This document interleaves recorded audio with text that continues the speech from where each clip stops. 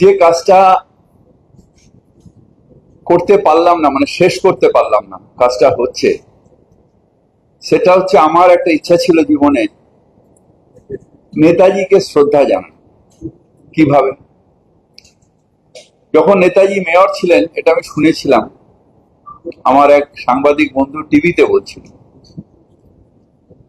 তখন খুব জল জমেছিল ঠনটনিয়াতে। নেতাজি গামবুট পরে হাঁটতে হাঁটতে এখান দিয়ে ঠনটনিয়া গেছিলেন, সব অফিসাররা গেছে, কোমর অব্দি জল ছিল, সেই জল আজও জমে। সেখানে আমি ঋষিকেশ পার্কে একটা ড্রেনেজ পাম্পিং স্টেশন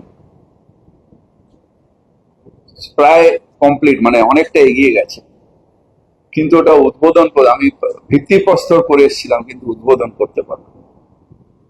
সেটা নিশ্চিতভাবে আগামী দিনে শেষ হবে, এবং নেতাজি যে স্বপ্নটা দেখেছিলেন ঠনঠনিয়াতে আর জল জমবে না,